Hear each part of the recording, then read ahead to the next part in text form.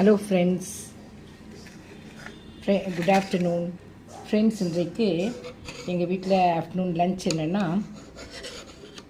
White ரைஸும் mutton gravy. இதுதான் எங்களுடைய லன்ச்சு ஃப்ரெண்ட்ஸ். இது ஒரு சிம்பிளான லன்ச் தான்.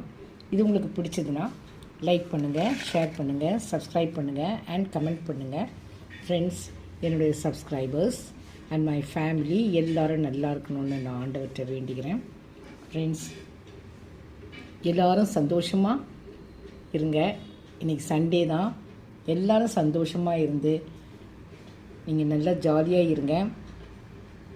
எப்பொழுதும் சந்தோஷமாக இருங்க.